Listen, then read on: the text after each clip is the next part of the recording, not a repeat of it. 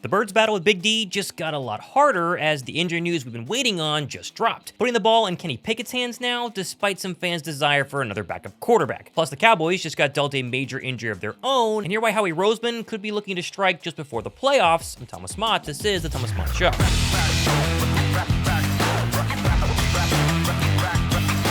Well, while all of us were opening presents this week, the Birds were back at practice, preparing for their second matchup with the Dallas Cowboys on Sunday. This time, not only in Kelly Green, but also without their starting quarterback officially, as Nick Sirianni confirmed on Friday afternoon that Kenny Pickett is preparing to start with Jalen Hurts still in concussion protocol. He's still in the protocol. It's going to be tough for him to make it this week. Still, though, concussed or not, Hurts was spreading Christmas cheer in his own way this week, gifting each of his offensive linemen and running backs their own custom golf cart set with their names and logos. And while sadly I can't give away a custom golf cart, but I can do my Thomas Mott Show t-shirt giveaway that I do every single week here on the channel to one subscriber who drops a like and goes down below and give me Kenny Pickett's passing yards, touchdowns, and interceptions this Sunday. And as a little extra Christmas gift, I'm not going to get it exactly right. The person who gets closest to his actual numbers in the comment section below will be the official winner. Also, the random jersey winner from Monday was Elsby, E-L-Y-E-S-B. You won the jersey. Go down below in my description box. Send me an email, prove it's you. And also, everyone else, stay vigilant. Seen a lot of scammers in my comment section. I'll never reply to your comments saying you've won or ask for any sort of personal information, so be vigilant. But if I'm going to announce the winner, it's always on my show and not down below in the comment section. Now, with Jalen Hurts officially out and Kenny Pickett in,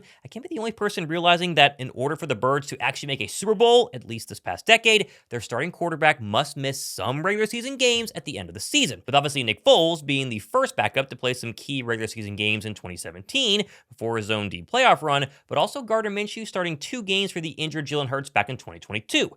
Now, history aside, Jalen Hurts did come back for that Week 18 win against the Giants before going on that deep playoff run, which is something that might be a little different this year. With Hurts out this Sunday, it's likely he will not see the field again until the likely number 2 seed Eagles have a home wildcard matchup at the Link. If the Birds beat the Cowboys this week, they not only win the division, but lock up the 2 seed, and unless Detroit randomly loses to the 49ers, the Eagles have nothing to play for in Week 18, likely resulting in the backups playing again and Hurts sitting out yet another week. And while personally I think this is fine, it does set up the whole Jalen Hurts Russ narrative whenever he does come back, basically 3 weeks from Sunday. I think it's going to be okay. Let me know what you guys think down below in the comment section regardless. My hope is QB1 goes on a run like he did in 2022 once he comes back and lights up everybody in the playoffs en route to another Super Bowl appearance. Now, speaking of returns, the Birds went out this week and made a flurry of roster moves, including signing quarterback Ian Book to their practice squad on Tuesday. Book spent this past offseason with the Kansas City Chiefs before being released at the end of training camp and has spent the entire 2024 season without a team.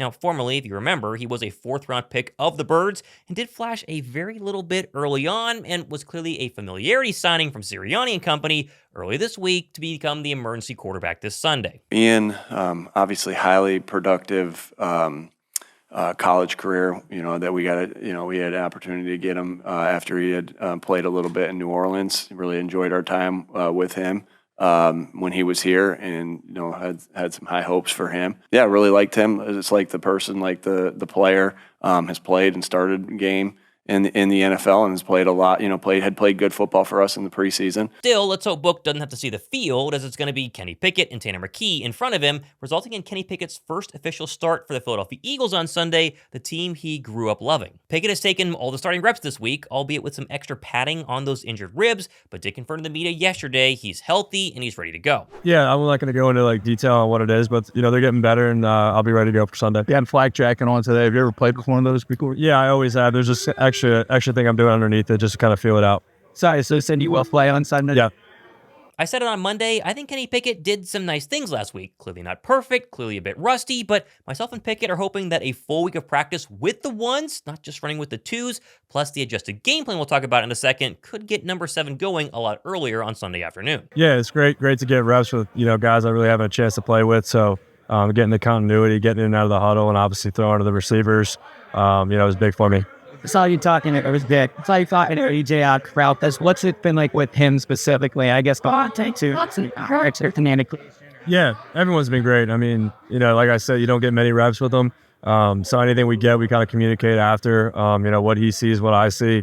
and just moving from there. At the end of the day, we'll just go out there, play ball on Sunday. What should also help Pickett is the health of key Eagles on both sides of the ball, with Josh Sweat, Nakobe Dean, and A.J. Brown all practicing on Friday despite injury designations earlier in the week. And with Pickett telling the media he's worked extra with Brown this week, it's nice to hear number 11 put his full vote of confidence behind the Birds' new starter heading into Sunday. Done a great job. He's done a great job. He did a great job last week.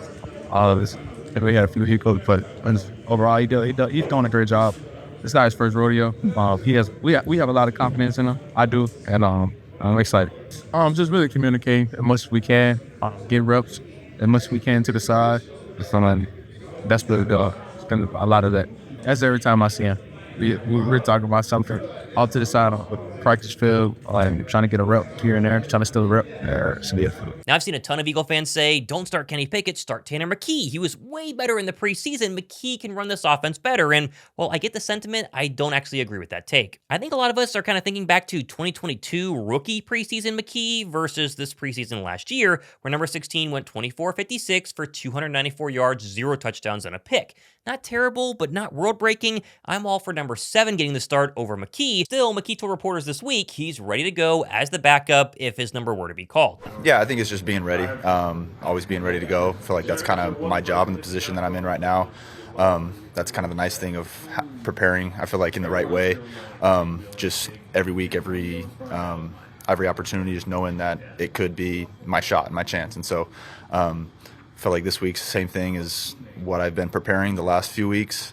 Or the whole season, I guess, is just getting ready in case I do have the opportunity to go in. Now, I'm not saying Tanner McKee is bad or that Kenny Pickett is much better, but Pickett at least has proven NFL starts under his belt, and in this past week, in an emergency situation, he played pretty darn well and was a course drop away from actually beating the Washington Commanders. I think 7 deserves the full week of practice and the start on Sunday with the ones. If he doesn't play well, though, maybe you try McKee week 18? My main question, though, is how do the Birds tweak their offense with Pickett in instead of Hurts? Mainly with the running game. I don't think we appreciate just how much Jalen has impacted Saquon Barkley's success this year, helping hold defenses at bay with his running ability and overall making the Birds' offense even more dynamic. Barkley might have finished this past week's Commanders game with 150 rushing yards, but most of those came early in the game when Hurts was still on the field. With Pickett in the second half, Barkley rushed for less than 60 yards, leaving a lot to wonder exactly how Kellen Moore will adjust this week with number 7. Our guys do a great job. Just, everyone's preparing to be ready to go, and we'll make the adjustments as the week progresses. And I think from a game plan perspective, we'll do a good job of having contingencies within those plans to allow ourselves to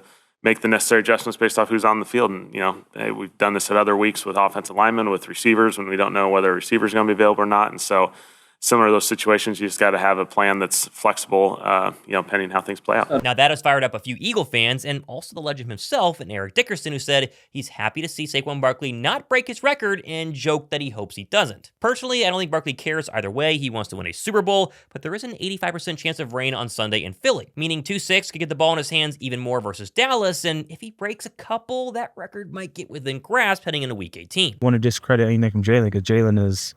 He's a threat, you know what I mean? That's what makes him special. The way he's able to throw the ball, but also the way he was able to run the ball. There's not many guys that's able to run the ball like him. So it definitely changes things. But Kenny got a little run into him. I remember in college, he had like a little fake slide.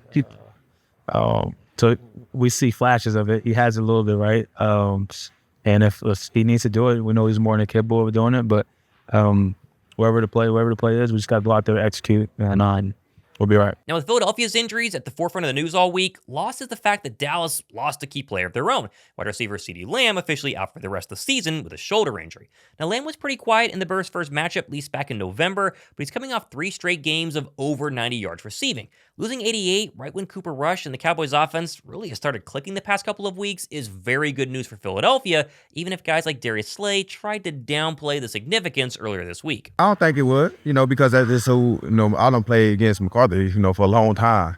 And he done been without a lot of his key guys before when he was in Green Bay and I was in Detroit. So it don't really change too much of how he operates. He got a one time trick pony. He do what he do and he does it well. Lamb has really been the Cowboys' entire passing threat this season. Like, the next closest Dallas pass catcher was Jalen Tolbert. He has 42 catches in the season for just 482 yards. With Lamb out, that puts more pressure on Cooper Rush, and really the Cowboy rushing attack that's been at the bottom of the league all season long. Here's to hoping the Birds' defense can have a quote-unquote get-right game versus a very banged-up Cowboys offense. Staying with injuries, I'm very curious if Bryce Huff plays this week. No word officially as of Friday, although I'm sure I'm going to edit in right here whether he plays or not. My guess is you're going to have Agent Zero back. He practiced all week long, was a full participant Friday and Thursday. If you see him out there, it's going to be in a limited capacity and with a club on his left hand. I'm excited, though, to get him back and hopefully geared up for a long postseason run. Now, moving over to the non-injury drama this week, Twitter went absolutely ablaze a couple of days ago after a report from the Philadelphia Inquirer's Jeff McLean surfaced saying Nick Sirianni and Commanders tight end Zach Ertz had to be separated by Big Dom after the game on Sunday. The two had to be separated during post-game handshake. But according to sources close to the incident, here's what really happened. Ertz went to shake Sirianni's hand, could tell the coach was agitated, so instead gave him a high five. Sirianni didn't like the intensity of Hurts' hand slap and mocked him because he had only one catch and told him he essentially did nothing to contribute to the Commanders' win. Ertz took exception and got in Sirianni's face, but the coach's escort, as always, Dom DeSandro, jumped in and held Ertz back and ushered a defeated Sirianni to the tunnel. This caused many to immediately jump on Sirianni for yet another quote-unquote immature act, until you actually saw the video, which you're seeing on your screen right now, which showed literally nothing. Like, this is a tiny little argument, just some words back and forth, and clearly nothing major. Yet another clickbait media headline aimed at Sirianni. This happens almost every single month in Philadelphia. I don't think it really matters, though, overall, as both the Birds head coach and Ertz brushed off the confrontation as virtually nothing. Just two people that really love to compete, I would say. Nick and I had a great relationship when I was there. We still have a great relationship. And I think it's definitely been blown way out of proportion. We spoke, we're good. There's no ill feelings on my part, and then I don't think there's any ill feelings on his part. It's just something in the heat of the moment probably got blown out of proportion. It may be misunderstanding, but at the end of the day, him and I are fine. Everyone knows how I feel about that place and that building. But at the same time, I love being here. And so everything gets blown way out of the word, guys. And honestly, as someone who's attacked Nick Sirianni a lot over the course of his coaching career, now is not really that time. First off, the video I just showed is an absolute nothing burger, despite the media really blowing it out of proportion on Twitter. But Sirianni's also won 10 of his last 11, completely righted the Eagles ship after the disastrous 2-2 start. I'm behind Sirianni at least until he makes another major mistake on the football field. This, however, was nothing at all. Completely move on. I'm behind Nick Sirianni 100%. Now, staying with the off-the-field news, how about this? Former Dolphins edge rusher Shaq Barrett was shockingly granted his release just yesterday, giving the former Pro Bowl edge rusher a chance to clear waivers on Friday and officially sign with the team.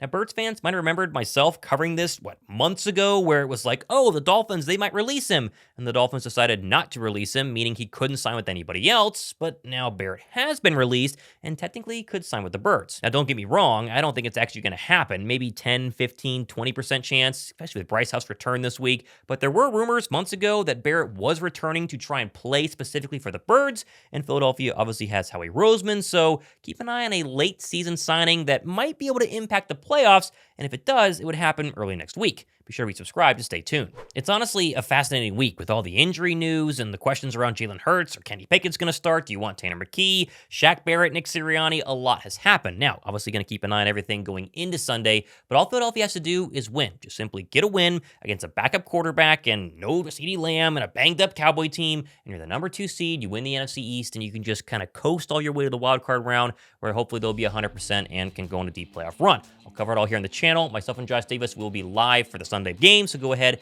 and join us for that one as well. Hope you guys had a great Christmas. I got some new Eagles swag here, courtesy of my grandmother-in-law, my wife's grandmother. So let me know down below if you guys got anything fun, kind of Eagles related. Plenty more stuff happening as we get ready for the Cowboys. I'm Thomas Mott. This has been the Thomas Mott Show.